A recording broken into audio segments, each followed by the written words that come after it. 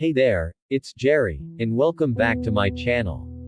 Today, we're embarking on a journey to the tumultuous and evocative world of Charles Dickens, A Tale of Two Cities.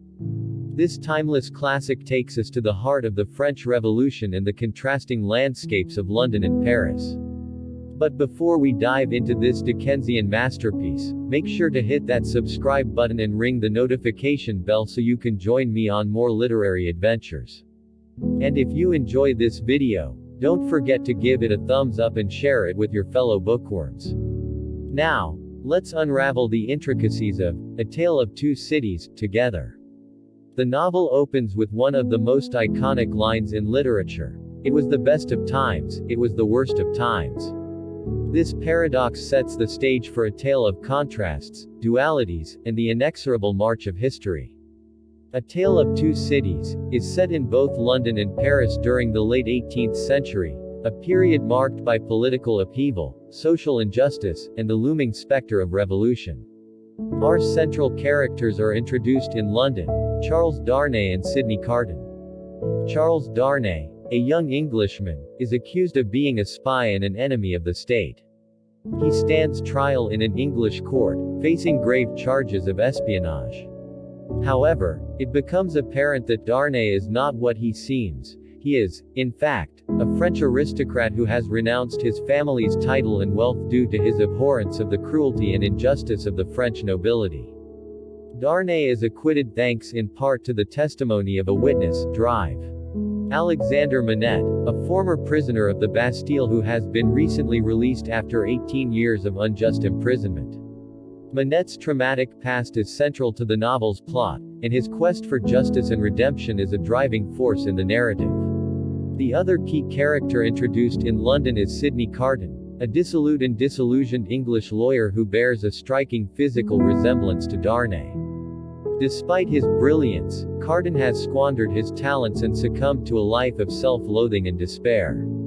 His character is one of the most complex and tragic in all of literature. The story takes a dramatic turn when Darnay is called to Paris to aid a former family servant who has been imprisoned by the revolutionaries. His journey to France sets in motion a series of events that will entangle him, Manette, and Carton in the tumultuous events of the French Revolution. In Paris, we are introduced to a cast of French characters whose lives are profoundly affected by the revolution.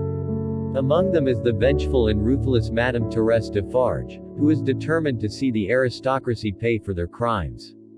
The Defarges run a wine shop that serves as a front for revolutionary activities, and they keep a sinister registry of those to be condemned to the guillotine. The revolution itself is portrayed with vivid and horrifying detail. Dickens captures the chaos, violence, and fervor of the time, from the storming of the Bastille to the public executions in the Place de la Révolution.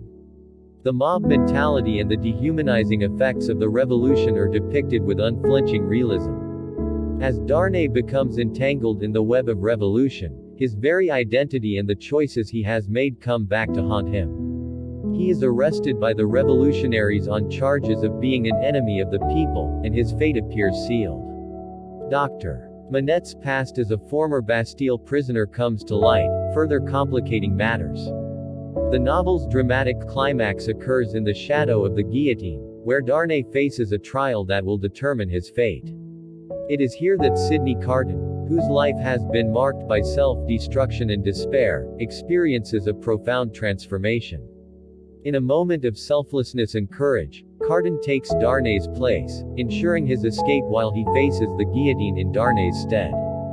Carton's final words, "It is a far, far better thing that I do, than I have ever done. It is a far, far better rest that I go to than I have ever known," are among the most poignant and moving in all of literature.